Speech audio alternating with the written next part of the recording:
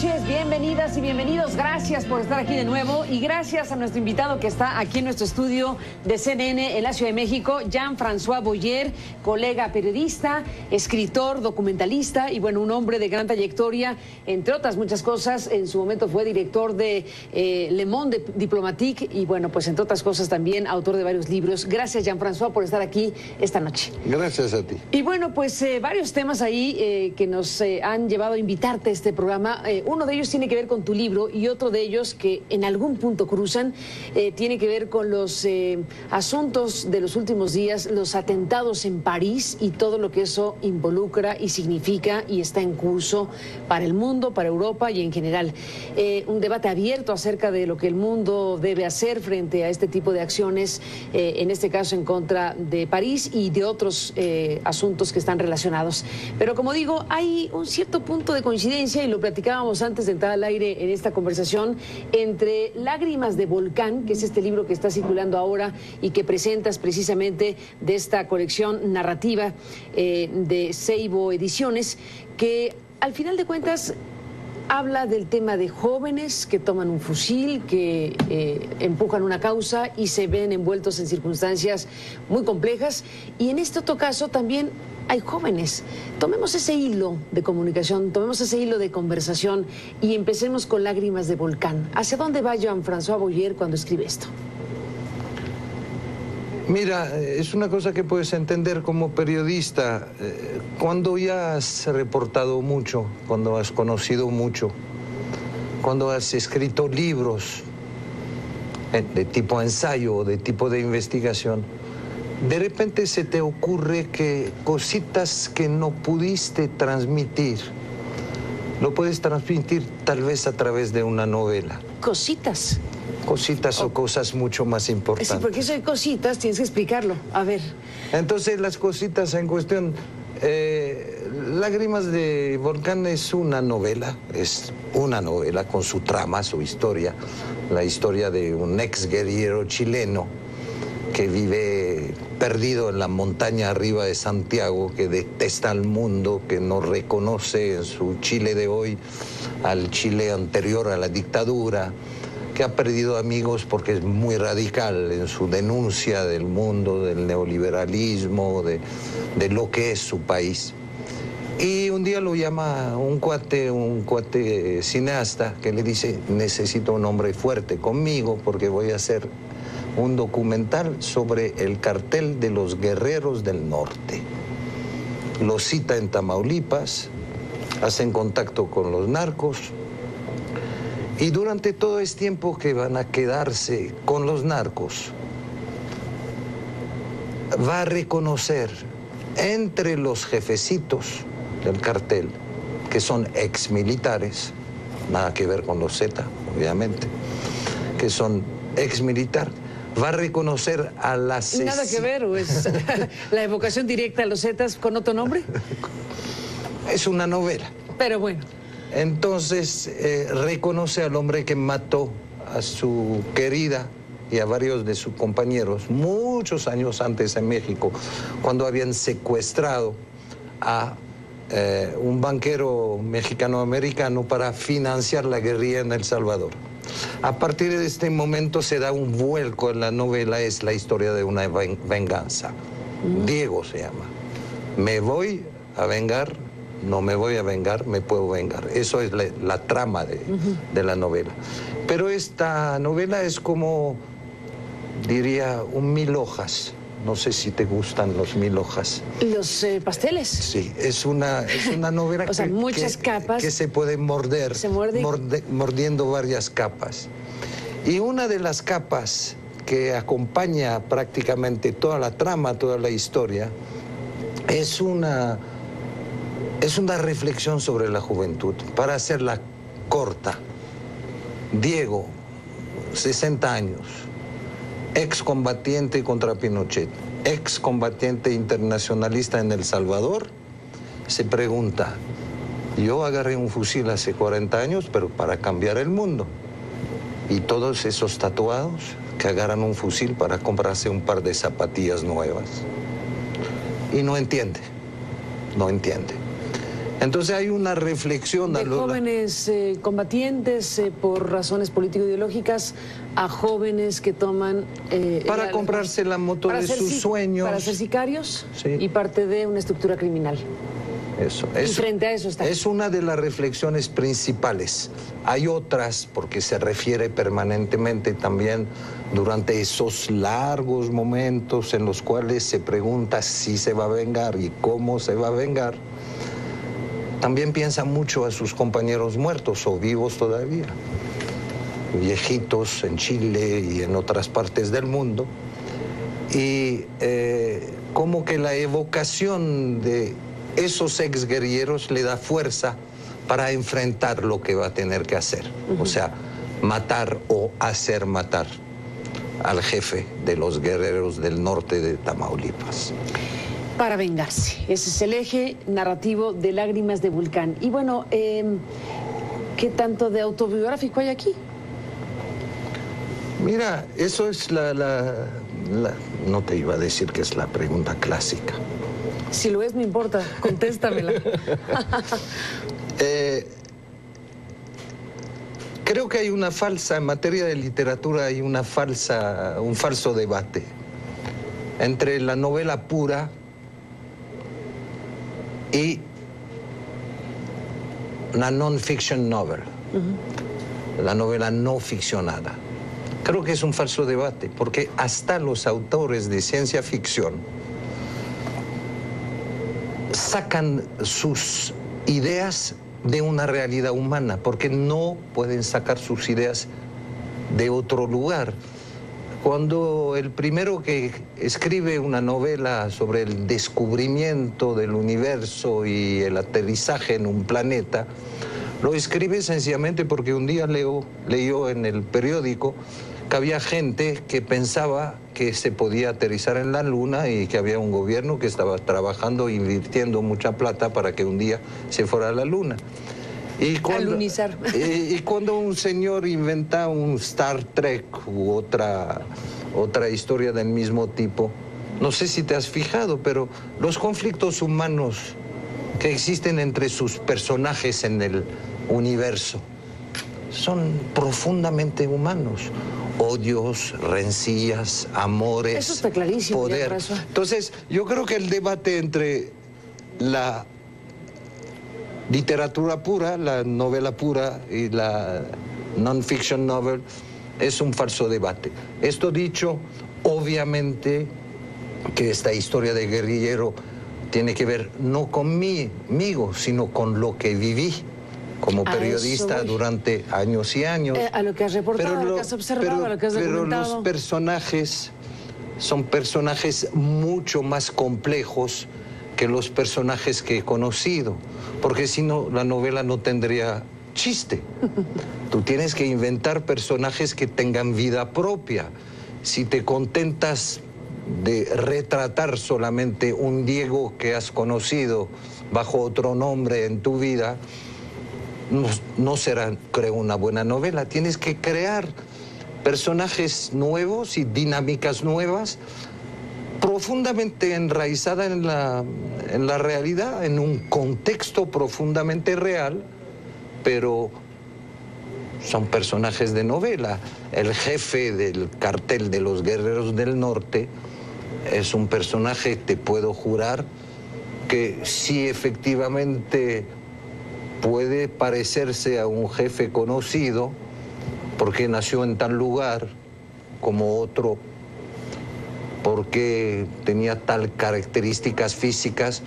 Es un personaje que invento completamente.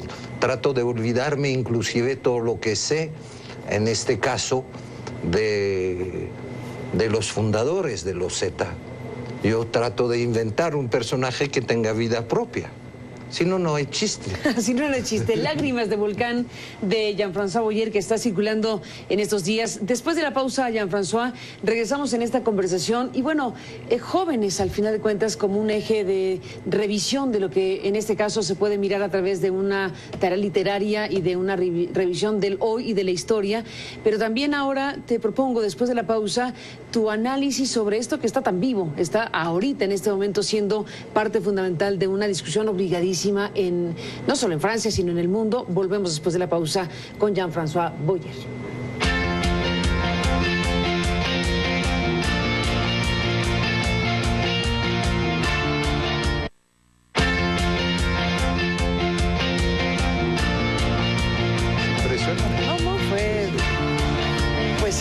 Jean-François Boyer, estamos en esta conversación contigo, hace un momento escuchándote hablar de Lágrimas de Volcán, esta novela que está circulando y que has publicado y escrito, escrito o publicado.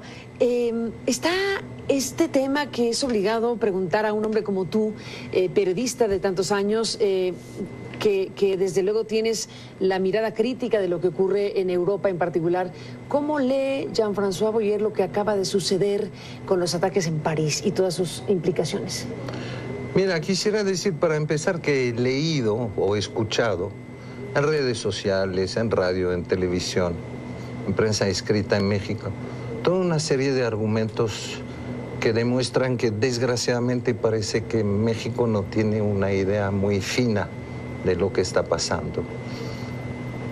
He escuchado, lo has escuchado tú también, que eso era la revancha de pueblos musulmanes agredidos por la aviación francesa o americana y que finalmente los franceses tenían su merecido.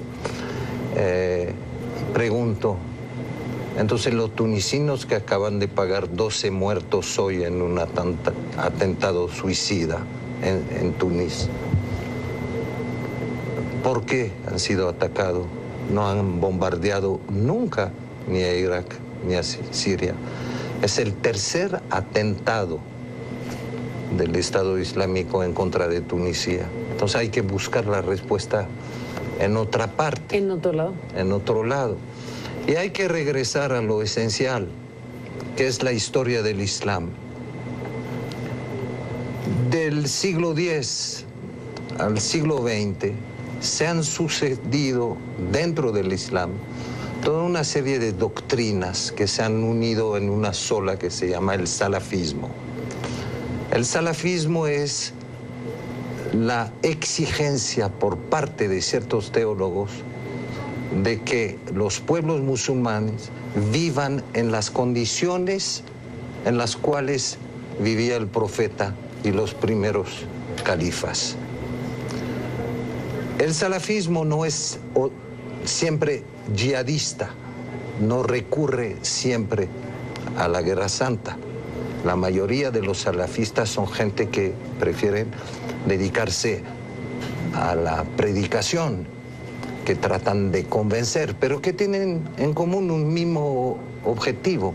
Los musulmanes tienen que vivir hoy en el mundo entero en las condiciones en las cuales vivió el profeta, aplicando de manera absolutamente literal la escritura del Corán y de la Sunna. La Sunna es una suma de escritos de la época del profeta y del califato.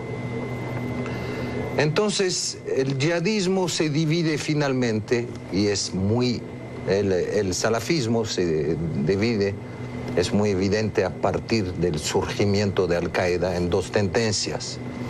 Una tendencia que es una tendencia que trata dentro de las comunidades existentes en cualquier país, incluyendo en Europa, que trata dentro de esas comunidades de imponer una manera de vivir y de aplicar la Sharia, la ley islámica, la ley que sale directamente de la lectura del Corán.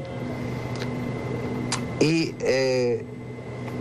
los yihadistas que también reivindican esa necesidad de vivir según la Sharia, pero que jihad significa guerra santa en árabe, pero que piensan que no es a través de la convicción, sino a través de la guerra, que se podrá acceder a este estado. Entonces, hoy por hoy es absolutamente evidente, le daba el ejemplo de Tunisia. Tunisia es el país árabe de mayoría musulmana, el más democrático prácticamente de la historia del mundo árabe. Es el enemigo, son los infieles para los yihadistas. Son los que se han vendido a los valores de Occidente, por eso los atacan.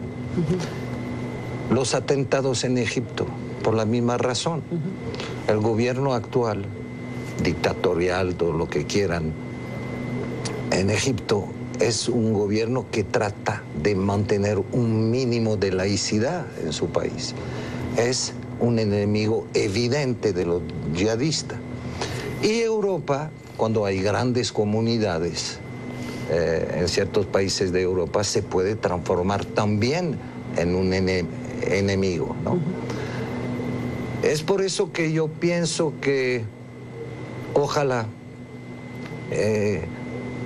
se dé dentro del Islam, porque estoy convencido que la inmensa mayoría de los musulmanes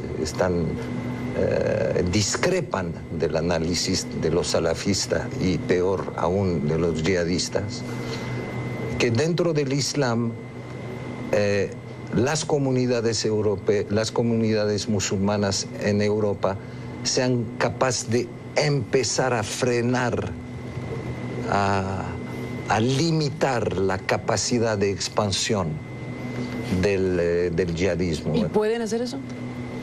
Yo creo, y ya después de los atentados de París hemos visto cosas que son para mí muy esperanzadoras. Decenas y decenas de intelectuales árabes laicos o musulmanes en Francia y en otros países se han levantado para decir, nosotros igual como los franceses no musulmanes somos el objetivo del yihadismo. Nosotros somos los infieles para ellos. Nos van a matar igual. Entonces yo creo que va a ser una lucha larga a nivel de los países europeos. En cuanto a la resolución militar de esta crisis, no me pronunciaré. Lo único que puedo decir es que existe en la capital política del Estado Islámico en Siria, en Raqqa, un centro de entrenamiento de combatientes extranjeros que ha sido ubicado, que es muy difícil de destruir, pero tenemos decenas, centenas de testimonios sobre este tema. Ahí se han formado los yihadistas que vienen de Europa, se entrenan y regresan a Europa a cometer atentados. No se podrá, tal vez a muy corto plazo, acabar con esta capacidad que tiene el Estado Islámico de preparar combatientes para que trabajen en el teatro exterior. Pero probablemente que bombardeos combinados con Rusia y Estados Unidos pueden por lo menos limitar por un cierto tiempo la capacidad del Estado Islámico, que dispone de su propio territorio, de promover una infraestructura que le permita trabajar en el teatro exterior.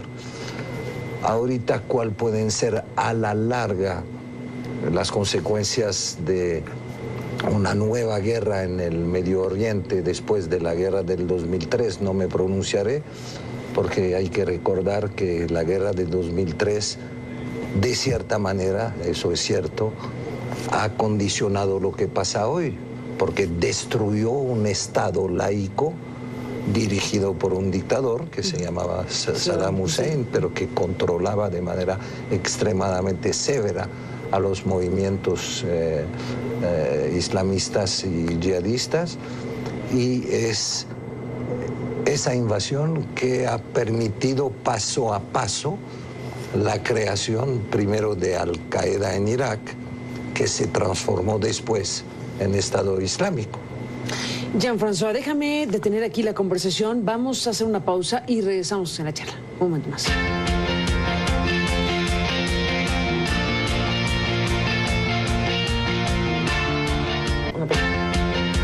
Bueno, entramos en la parte final, regresamos en nuestro último bloque con Jean-François Boyer en un momento.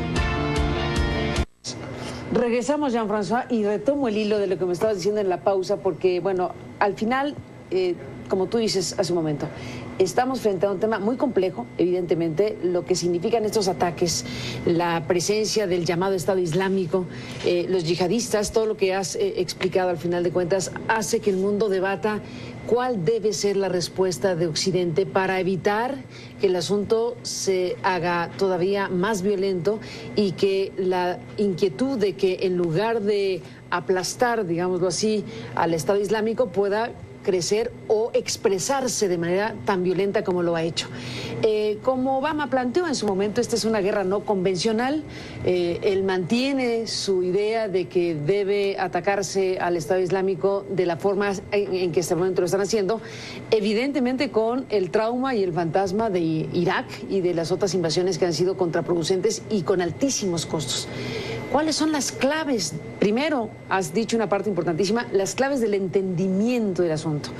Pero, ¿dónde dejas en tu análisis general de las cosas el tema de esos jóvenes, muchos de ellos o algunos de ellos incorporados a la vida de Europa, que forman parte de estas estructuras que atacan de esa manera? Precisamente no. Que se han quedado ahí, cruzadas. Precisamente no están incorporados. Tienen nacionalidad, viven ahí, tienen familia, la familia se sorprende de que están ahí. La familia dice que se sorprende, no automáticamente se sorprende. ¿Pero tú crees que no se sorprende? Que los que salen y dicen, no sé qué pasó con mi hermano. Cuando tienes un hijo que vive de manera normal y que de repente 4 meses antes de ir a Siria deja de fumar, empieza a entrenarse y se deja crecer la barba, en general son señales que la familia reconoce inmediatamente, pero no pueden denunciar a sus hijos. Entonces, no, pero para hacer una relación con los jóvenes de Lágrimas de Volcán, o sea, los jóvenes sicarios, ¿por qué el joven sicario tan fácilmente cae en los brazos de la delincuencia organizada? Nos debes un programa porque se nos acabó el tiempo. Dime en 30 segundos una frase.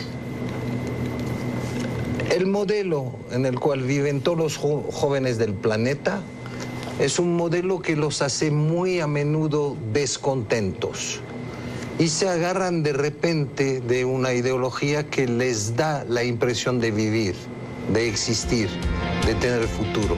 Es lo que pasa muy a menudo con muchos de los jóvenes franceses que han pasado al día-a-día. Pues ahí está, un gran tema y una gran idea. Después de esto volveremos a hablar si me lo permites. Hasta la próxima. A usted gracias, que la pase bien, buenas noches. Hasta mañana.